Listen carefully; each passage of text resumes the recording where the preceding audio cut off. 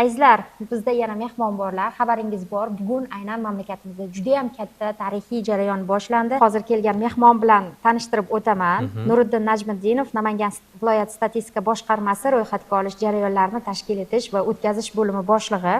Xush kelibsiz. Assalomu alaykum. Assalomu alaykum. Studiyamizda sizni ko'rganimizdan juda ham xursandmiz. Aynan aholi va qishloq xo'jaligini ro'yxatga olish tadbirini birinchi bosqichi rasman boshlandi. Va aytishimiz mumkinki, Guldasta dasturi jonli efir. Birinchi savolimiz bu son bilan bog'liq bo'ladi.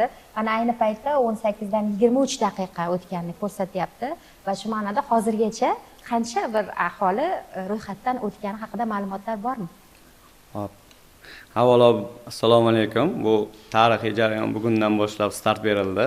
Ya'ni 15-yanvardan 28-fevralgacha aholini va qishloq xo'jaligi ro'yxatdan o'tkazish tadbiri boshlandi.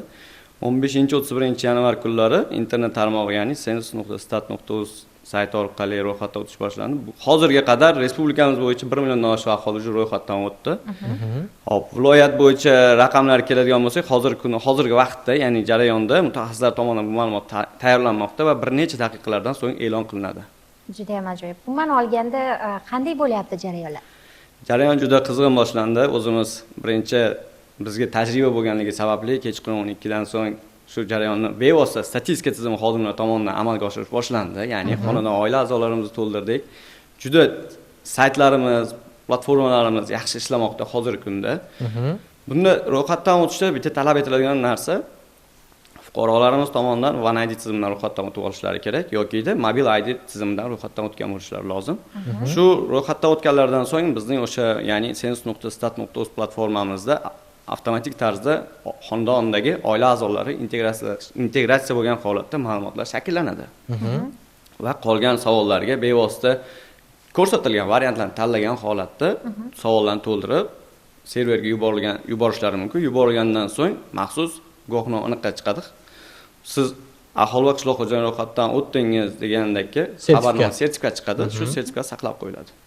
Va 4-fevraldan 28-fevralgacha mahalla yetkiligi tomonidan uyma-uy yurib ro'yxatdan o'tkazish jarayonida shu sertifikat ko'rsatilsa, mahalla yetkiligi tomonidan xonadon ro'yxatdan o'tkazilmay keyingi xonadonga o'tib ketiladi. Demak, sayt bilan birgalikda xonadonbay, mahallabay tizimida ham ro'yxatga olinadi. Hech kim qolib ketmaydi. Albatta bizning maqsadimiz shu.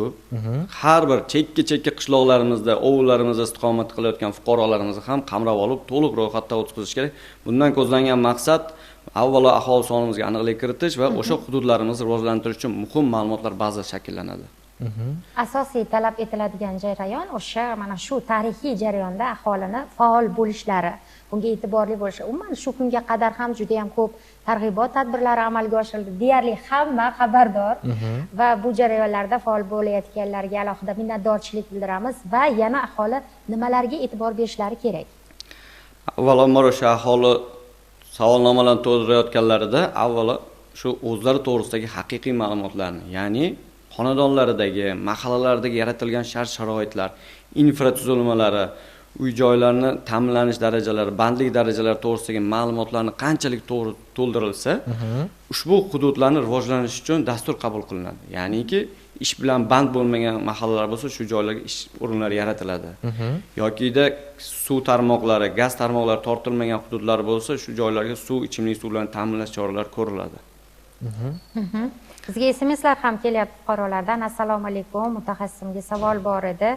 Har bitta inson o'z telefonidan o'tishi kerakmi debdilar?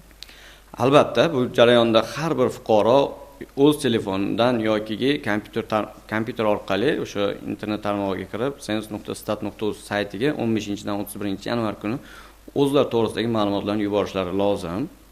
Bunda o'sha farmonda belgilab o'tilgan hozirgi kunda asosiy e'tiborimiz mana bugungi kunda Namangan viloyatida davlat tashkilotlari yoki oliy ta'lim muassasalarida tahsil olayotgan talabalarimiz o'zlarini oilalarini o'sha ro'yxatdan o'tkazishi boshlandi. Bu boya yuqori ta'kidlab o'tganlaridek targ'ibot tashviqot ishlarimiz natijasida aholimizni o'sha xabardor qilishga qisman bo'lsa ham erishdik. Shuningdek, mahalla yetkiligi faollari ham, ya'ni o'sha mahallalarimizdagi hokim yordamchilarimiz, ijtimoiy xodimlarimiz, yoshlar yetakchilarimiz avvalo o'zlarini xonadonlarini ro'yxatdan o'tkazishdi va mahallalaridagi davlat idora va tashkilotlarida ishlamaydigan aholi qatlamiga ham o'zlari tushuntirish berib, internetdan ro'yxatdan o'tkazishga hozirgi kunda ko'maklashyapti. Yana bir jarayon aynan sizlarning saytingizda ogohlantirishlar ham bor. Mana shu saytga ko'p sonli foydalanuvchilar bir vaqtning o'zida murojaat qilayotganliklari sababli qisqa muddatli texnik uzilishlar kuzatilishi mumkin degan. Va mana shunday jarayonlarda fuqarolar nima qilishlari kerak? Albatta jonli efirda ko'pchilik ko'radi. Buni ham ogohlantirib ketsak yaxshi bo'ladi. Albatta, bugun tongda shu jarayon bevosita kuzatildi, ya'niki soat o'sha 10 oralig'ida yuklama massiviy hamma respublika bo'yicha murojaat qilish ko'p bo'lganligi sababli daqiqasiga, soniyasiga 80 mingta tizimga kirishga harakat bo'lganligi sababli serverda emas, o'sha tarmoqlarda, ya'ni internet tarmoqlarida biroz muammolar yuzaga keldi va bu bir necha soat davomida bartaraf etildi, ya'ni tezliklar ajratiladigan lokal tarmoqlar yuqori tezlikka ko'tarilgani sababli hozirgi kunda muammo kuzatilmayapti. Agarki shunday muammo kuzatiladigan bo'lsa, bizning dasturimizda kiritilgan savolnoma avtomatik saqlab turiladi. Dastur ishga tushganda yana qayta kirilganda shu to'ldirilgan savollar turadi joyida. Albatta, demak qayta kiritish kiritish imkoniyati bor. Rahmat deymiz va yana nimalardan ogohlantirishimiz kerak? Bu yerda boshqa savollar qolmagan. Ogohlantirish endi avvalambor o'zlari to'g'risidagi One ID login parollarini begona shaxslarga bermasliklari to'g'risida fuqarolarimiz ogohlantirgan bo'lardik. Ya'niki kimdir shu login parolingni ber, men to'ldirib beraman degan mazmunda bo'ladigan bo'lsa, "Kel, yonimda o'tir, to'ldirib qo'y" degan mazmunda bersiz. Sababi bu One ID parol bilan necha xavfli ishlar qilish mumkin. To'g'ri, aynan shuni bir necha bor ayting, tushuntiring, chunki sodda xalqimiz vakillari ham borda, xuddi shunday vaziyatga duch kelmasliklari uchun ham mutaxassisdan eshitsa yana bir karra o'zlari uchun yaxshi bo'ladi, foydali bo'ladi. Bu mana hozir fuqarolarimiz davlat xizmatlari markazidan bir necha turdagi xizmatlari orqali xizmatlarga murojaat qilishlari mumkin. Shu xizmatlari One ID tizimdan ro'yxatdan o'tgandan so'ng ham davlat xizmatlariga murojaat etmasdan foydalanish mumkin. Ya'ni qanday? Misol uchun, men kimdir One ID loginni parolini biladigan bo'lsam, shu xonadonga kimdir o'zimmi yoki boshqa shaxsmi propiska qo'yib qo'yishi mumkin yoki har xil kreditlar qilishi mumkin, xavfli operatsiyalar bajarish mumkin. Shuning uchun ogohlantiramiz. Endi bu ogohlik. Ogohlik bu o'sha aholi va qishloq xo'jaligi ro'yxatdan o'tkazishda albatta One ID login parolini bahona qilib boshqa maqsadlarda foydalanmasliklariga chaqirib qolgan bo'lardik. Bu albatta o'ziga yarasha jazo muqarrar. Bunday jarayonlarga nisbatan nafaqat aholini, balki shunday harakat qilishi mumkin bo'lgan shaxslar ham ogohlantirildi. Demak, mutaxassisimiz Nuriddin Najmiddinov bo'ldilar. Namangan viloyati statistika boshqarmasi ro'yxatga olish jarayonlarini tashkil etish va o'tkazish bo'limi boshlig'i. Xush kelibsiz deymiz.